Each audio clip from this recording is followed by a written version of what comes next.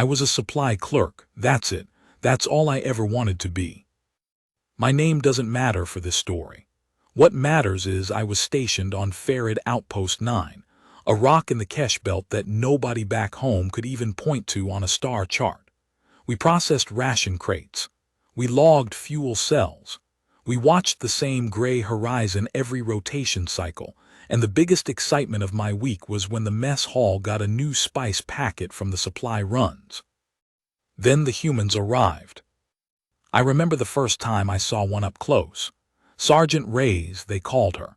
Short for her species, they said, barely over 1.7 meters, but she moved like the air owed her something. She walked into our supply depot with mud still drying on her boots from a drop 3 systems away, and she looked at our inventory logs like she was reading a language she'd known her whole life, even though it was our script, not hers. "You're understocked on coolant gel," she said, just like that. No greeting, no formality. She'd been on the outpost 11 minutes. I didn't understand humans yet. None of us did. We'd heard the stories, the Vraxil campaign, the Ashfall retreat, all of it, but stories are just noise until you're standing in a room with the thing the stories are about. I want to tell you what happened over the next 6 days. I want to tell you slow because that's how I lived it. Slow and then all at once. Farad 9 wasn't supposed to be a war front. It was a logistics point, a place where fuel got loaded and paperwork got stamped. The nearest actual combat zone was 2 jumps away, in the Thren corridor, where the Kalveth remnant, what was left of an empire that refused to admit it had already lost, was making one last desperate push before the ceasefire lines closed for good. Nobody told me the remnant had a scout fleet within striking range of us. Nobody told me because nobody knew. That's the part that still keeps me up some nights. We were an afterthought, a supply depot, not worth defending, not worth attacking, until somebody in Kalveth command decided that hitting an undefended human logistics point would make for good propaganda before the war ended. I was in the depot at 04 something when the alarm started. Not the drill alarm, the real one. The one with the second tone underneath it that means this is not a test, get to your station or get to a hole in the ground. I remember the sound of my own breathing. I remember dropping a crate of ration bars and not picking it up. I remember thinking, very clearly, I am going to die in a supply closet, which is a stupid thing to think, but it's what came. Then Reyes was in the doorway. She wasn't in armor yet. Half her uniform was still off, boots unlaced, hair pulled back with one hand while the other held a comm unit to her ear. And she was calm. That's the thing I need you to understand. She was calm in a way that didn't make sense. Not brave calm, not movie calm, just settled. Like her body had already decided what it was going to do, and her mind was just catching up on the details. "How many crew on this level?" she asked me. I couldn't answer. My mouth wasn't working. She crossed the room, grabbed my shoulder, not hard, just firm like she was steadying a shelf, and said it again, slower. "How many crew, this level, right now?" 6, I managed, maybe 7. "Get them to the east corridor, not the shelter, the corridor, go." I didn't ask why, I just went. Later I found out why. The shelter had one entrance and the Kalveth boarding pods were going to come in on the west face of the station, right over the shelter's blast doors. If we'd hidden there, we'd have been sealed in with no way out when the hull breached. Reyes knew that, in about 4 seconds of looking at a station schematic she'd never seen before that week. I got my people to the east corridor. 6 of us, then a 7th who came stumbling out of the machine shop still holding a hydro wrench like it might do something against a boarding pod. We huddled there, in a hallway that smelled like recycled air and hot metal, listening to the station groan around us. That's when I heard them. The humans, not talking, coordinating. There's a difference. Talking is what we did, huddled in that corridor, whispering half prayers to gods some of us didn't even believe in anymore. What the humans were doing was different. Short words, numbers, directions. It sounded almost like a song if you didn't know the language, clipped and rhythmic, moving fast down connecting corridors toward the breach point. There were 9 of them on the whole station. 9. I want you to sit with that number because I certainly have, many times since. 9 humans against a Kalveth boarding party that turned out to be 43 armed Marines with 2 heavy breaching units. I peeked around the corridor bend once. Just once. I know I wasn't supposed to. I saw Ray's fully armored now. I don't even know when she'd managed that to plant herself at a T-junction with 2 other soldiers, and I saw the first Kalveth Marine round the corner into their sightline. I'm not going to pretend I understood the tactics. I didn't. What I understood was the sound. The absolute controlled violence of it. No screaming, no chaos, not from the human side. Just short bursts movement, a voice calling, reloading, cover, and another voice already covering before the sentence finished. Like they'd rehearsed this exact fight 1,000 times even though they'd never seen this station before that week. The Kalveth Marines were screaming. Their side was chaos. Orders shouted over each other. Marines pushing forward in a mass because numbers were supposed to be enough. 43 against 9 should have been enough. It wasn't. I need to tell you about the moment that changed something in me, because up until then I was still thinking of the humans as effective, useful. A good defense contract, if I'm honest, the cynical clerk brain part of me that tracks resource allocation. Effective is not the same as understood. A Kalveth Marine got past the junction. I don't know how, maybe a gap in the crossfire, maybe he just ran fast and low. He came down our corridor, toward us, toward the 7 of us huddled with nothing but a hydro wrench between us and a rifle. I remember his eyes behind that cracked faceplate. I remember thinking he looked as scared as I felt, which didn't help at all. He raised his rifle.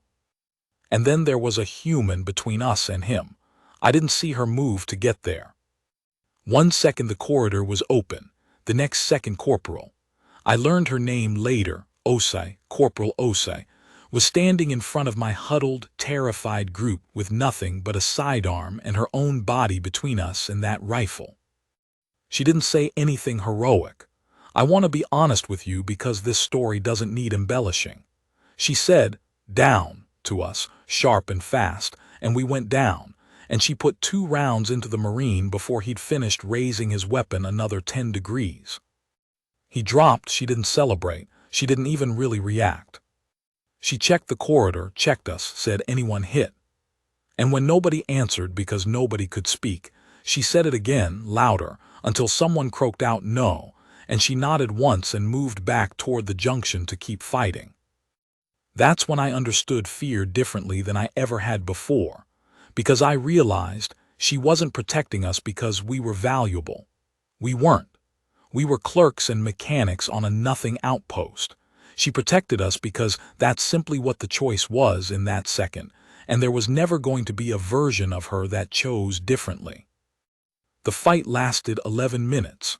I know because the station log recorded it, down to the second, and I've read that log more times than I probably should. 11 minutes, 9 humans, 43 Kalveth Marines. When it was done, 6 of the 9 humans were standing. 2 were wounded, Osei among them. A graze along her ribs she didn't mention until someone else noticed the blood soaking through her jacket. 1 human died. His name was Private Tomlin.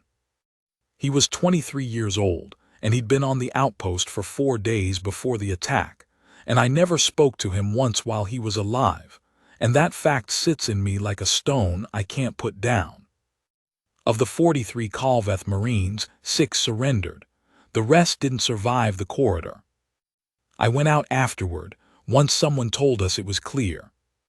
The station was scorched and smoking in places, alarms still cycling their tired warning tones, and I stepped over places where the deck plating had buckled from heat. Ray's was sitting against a wall, helmet off, just breathing, not triumphant, not relieved exactly, just present, like she was making sure her body understood it was still there. I asked her, I don't even know why I asked, It was such a clerk thing to ask. I asked her, "Weren't you afraid?"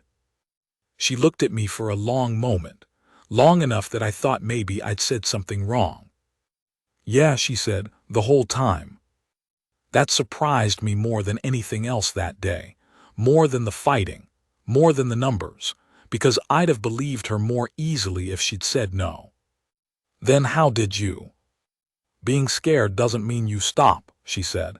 "It just means you're paying attention." We buried Private Tomlin 3 days later, in the small memorial garden the station had never actually needed until then. Half the outpost showed up: clerks, mechanics, people who never spoke a word to him. I stood next to Osai, her ribs still bandaged, and I watched the 8 remaining humans stand in a line, silent, in a way that felt heavier than any speech could have been. I think about Farad 9 a lot now. I think about the fact that I used to believe fear was something you got over, something that faded the more experienced you became. I don't believe that anymore. I think fear is just the truth of a situation arriving early. And what I saw those 9 humans do wasn't the absence of fear. It was choosing, again and again, in 11 minutes that felt like a lifetime, to act anyway, for people who weren't even theirs to protect. I used to think I knew what fear was. I didn't, not until I watched someone carry it and still stand between me and the door. End. Story 2. Title: Humanity gave a final warning. The galaxy paid the price in flames. HFY Sci-Fi story. They had 1 week. That's all humanity asked for. 1 week to get their people out. Nobody listened. I was a trade attaché stationed on Coravel Station, a mid-size hub in neutral space, back when neutral still meant something. My job was contracts, shipping manifests, tariff disputes, the boring machinery that keeps a galaxy's economy turning. I tell you this so you understand. I am not a soldier. I never held a weapon in my life before that week. What I'm about to tell you, I watched happen from a station window, and I have never been the same since. It started with the Dreith Compact. You've probably heard the propaganda version by now, so let me tell you the version I actually witnessed. 3 human colony worlds: Halden's Reach, New Meridian, and a small research outpost called Thessaly Point, sat inside territory the Dreith Compact had decided unilaterally belonged to them. Old maps, disputed claims, the kind of argument that usually gets settled in a tribunal over decades, not decided by force in a season. The compact didn't wait for tribunals. They gave an ultimatum: evacuate or be annexed. Humanity's response was short. I read the transcript later, because everyone did, because it got broadcast across half the galaxy's news networks within hours. You have 7 days to withdraw your fleet from human space. After that, we're not negotiating with you. We're removing you. The compact laughed. I mean that. Their ambassador laughed on record, in front of cameras. Humanity had maybe 1/10 of the compact's fleet tonnage. It sounded like bravado from a species that didn't understand the scale of what it was up against. I want to tell you what I saw, day by day, because the speed of it is the part people don't believe when I tell them now. Day 1. Nothing happened. The compact fleet held position at the edge of Halden's Reach, 300 warships strong, waiting for the humans to either capitulate or scatter. Coravel Station buzzed with traders taking bets on how fast the colonies would fall. I'm ashamed to say I placed one myself. I bet on 4 days. Day 2. Human evacuation ships started leaving Halden's Reach, but not toward safety. They moved deeper into human space, toward New Meridian and Thessaly Point. That confused everyone watching. Analysts on every news feed I saw were saying the humans were consolidating, pulling back, buying time. I didn't understand what I was actually looking at. None of us did, not yet. Day 3. The first strike came at Halden's Reach itself, not against the evacuating ships, but against the compact fleet holding position there. And it didn't come from ships at all. It came from the ground. Halden's Reach had been a human colony for almost 60 years. 60 years of quiet development, farming, small industry, or so everyone assumed. What the compact fleet discovered, in the span of about 40 minutes, was that beneath the colony's unassuming surface installations sat an interlinked network of long-range planetary defense arrays, built into bedrock, camouflaged as agricultural processing facilities for 6 decades. I watched the sensor logs later, the ones that got released publicly. 300 compact warships, and in under an hour, 41 of them were gone. Not damaged, gone. The rest broke formation and scattered because nobody had planned for a colony to fight back like a fortress. Day 4. This is the day the bed I'd placed stopped feeling clever and started feeling sick in my stomach. The compact, humiliated and furious, redirected their main battle fleet. The one meant to be a slow, overwhelming show of force toward New Meridian, straight at Halden's Reach instead, intending to level it before word spread further. They never got the chance. Human ships that had retreated over the previous 2 days weren't retreating. They were repositioning, pulling into ambush formations along 3 different approach corridors that the compacts own historical star charts. The outdated ones they'd used to justify their claim in the first place didn't account for. Humanity had been quietly surveying and fortifying disputed border space for years, expecting exactly this kind of aggression, and the compact had walked in blind. I remember the news feed that day showing real-time fleet telemetry, translated into simple graphics for civilian audiences like me. 3 human strike groups closing on the compact's main fleet from 3 directions at once. I remember an anchor's voice cracking slightly, live, on air, as she read out the numbers. Compact losses by the end of that engagement, 116 ships. Human losses, 9. Day 5. Word reached Coraville that the compact had requested a ceasefire. Humanity's answer came back within the hour, and it was short again, the way the first message had been. I remember it word for word because everyone quoted it for months after. You had 7 days to leave. You have 0 days left to negotiate. Withdraw from all disputed territory or we finish what you started. That's when I understood something about humans that changed how I saw them for good. It wasn't the strength. Plenty of species have strength. It was the consistency. They'd said one thing once at the very start, and every single action after that had simply been the execution of that first sentence. No new terms. No shifting goalposts. No cruelty beyond what was necessary to end the fighting. Just, this is what we told you would happen, and now it is happening. Day 6. Compact forces withdrew from Thessaly Point without another shot fired. The research outpost, smallest and least defended of the 3 colonies, never saw combat at all. The evacuation ships that had confused everyone on Day 2 turned out to have been carrying not refugees, but forward sensor teams and rapid deployment defense units, quietly reinforcing New Meridian's approach corridors before the compact fleet could regroup and try again. Day 7. The compact ambassador who had laughed on camera issued a formal withdrawal notice. I watched that broadcast too. He didn't laugh this time. He read from a prepared statement in a flat voice, eyes down, and left before reporters could ask questions.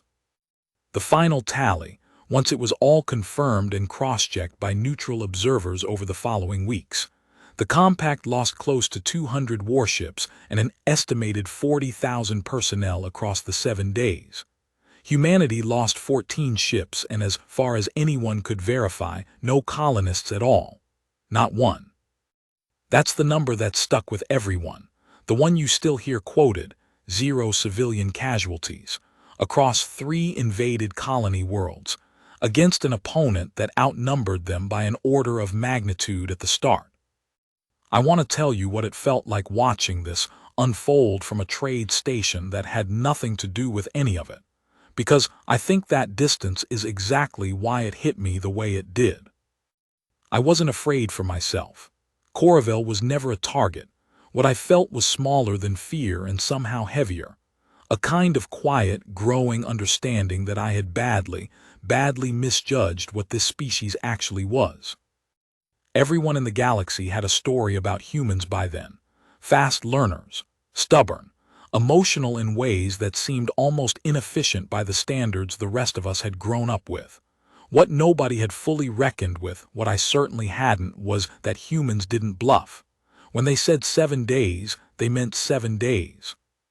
And in those 7 days, everything the Compact thought they knew about human space, human strength, and human patience turned out to be built on decades-old assumptions that humanity had spent that same time quietly, patiently disproving.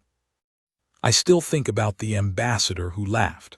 I wonder if he thinks about it too, wherever he ended up after the Compact's leadership was replaced in the political fallout that followed. I wonder if he understood, in that moment on camera, that he wasn't laughing at a bluff. He was laughing at a countdown. I keep coming back to something a human trade liaison said to me afterward, once the dust had settled, and Coraville went back to its business of contracts and tariffs like nothing had happened. I asked her, half out of morbid curiosity, why humanity had bothered giving the warning at all, if they'd already built the strength to win regardless. She thought about it for a second before she answered. Because we wanted them to have the choice, she said. We just needed them to understand we weren't going to offer it twice. I think about that a lot now, whenever I hear someone underestimate what a warning from humanity actually means. And Part 2. Deliberated which narrative continuation, the user sought clarification. Deliberated which narrative continuation, the user sought clarification. I thought the story ended on day 7. I was wrong. What I didn't understand back then, standing at my station window on Coraville, watching ceasefire feeds scroll past, was that the 7 days were just the part everyone could see. The part that happened after, over the following months, is the part that actually explains why the whole galaxy changed the way it talked about humans. That's the part I want to tell you now. 3 weeks after the withdrawal, I got pulled into a meeting I had no business being in. My job, remember, was contracts, tariffs, shipping manifests.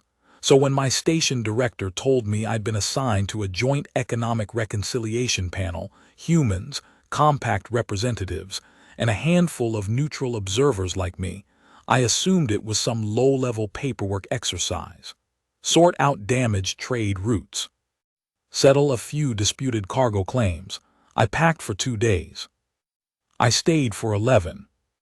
The meeting was held on a neutral station near the old border, a place called Cassandra Relay, chosen specifically because it belonged to nobody. I remember walking into that conference hall and seeing the Compact delegation for the first time since the war, not soldiers. These were civilians, administrators, the people left holding the pieces after their government's leadership got quietly replaced in the aftermath. They looked smaller than I expected, not physically, just diminished, like something had been taken out of them that wasn't coming back. The human delegation arrived last, which I later learned wasn't rudeness. Their transport had been delayed helping evacuate a stranded civilian freighter that had nothing to do with any of this. That detail stuck with me. They walked into a room full of people they'd just defeated, and the excuse for being late was that they'd stopped to help strangers on the way. I want to tell you about a woman named Director Amara Voss, because she's the reason I understood what happened after the fighting stopped. She headed the Human Reconciliation Team. Not military, she made a point of clarifying that on the first day, said it almost like an apology, though I never understood why she felt she needed to. Career diplomat. 50s, silver-streaked hair, spoke slowly and chose her words like she was setting down fragile things one at a time. The Compact administrators came into that room braced for punishment.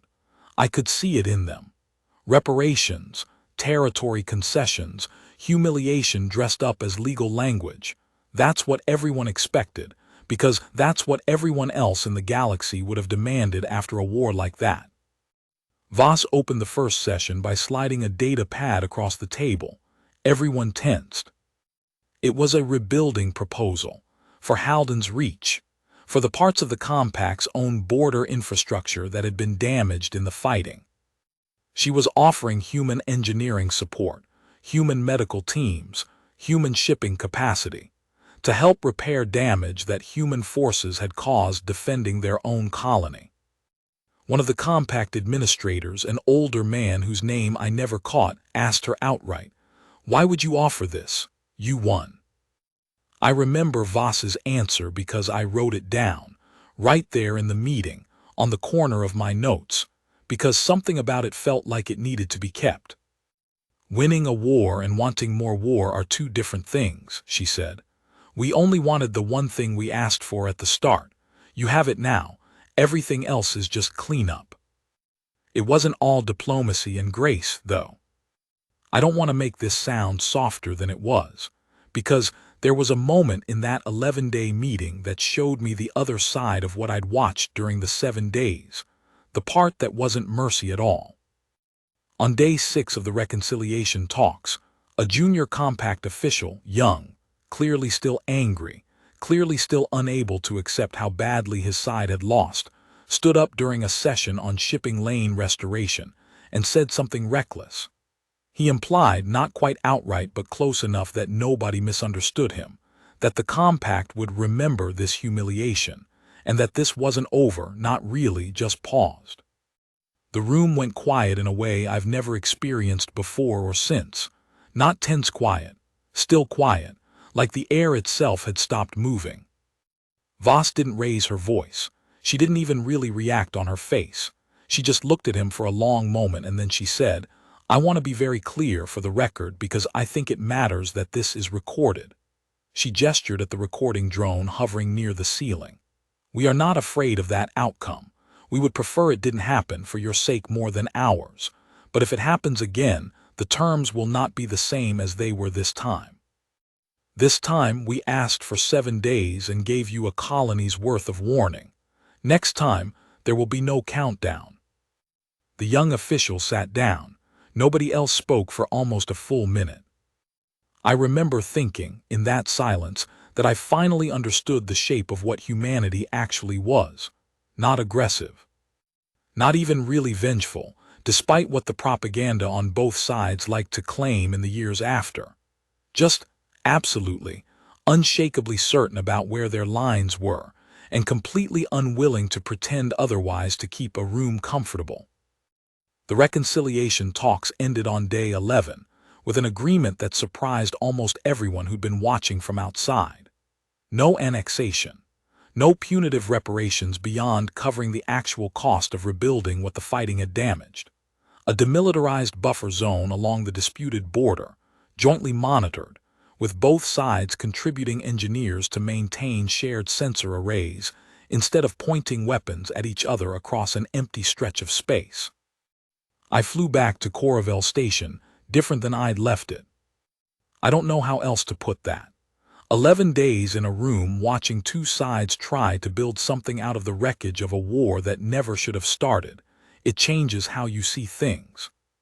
For years after, the story that spread across the galaxy's news networks was the 7-day war. The countdown. The colony that turned out to be a fortress. The 116 ships lost in a single engagement.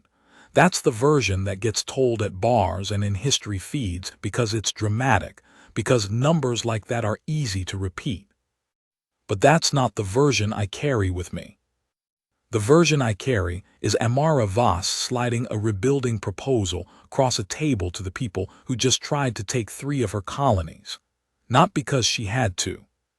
Because that's what she believed came after winning, if winning was going to mean anything at all. I met her once more, years later, at a trade conference that had nothing to do with any of this. She didn't remember me. Why would she? I was one face in a crowded room during the worst week of a war she'd helped end. But I introduced myself anyway, told her I'd been on the reconciliation panel. I asked her something that had sat in me for years by then. I asked if she'd ever doubted during those 7 days that the warning would work, that the compact would actually listen, eventually, instead of forcing things all the way to the end. She thought about it the way she thought about everything, slow and careful. "We didn't warn them because we thought they'd listen," she said. "We warned them because it needed to be said out loud, clearly, once, so that whatever happened after, nobody could say they didn't know. That part was never about them changing their minds. That part was about who we were going to be, either way." I still think about that answer more than I think about the battle itself. The ships, the numbers, the fortress hidden under a farm, that's the part that makes for a good story at a bar. But the warning and what came after it, that's the part that actually tells you who someone is.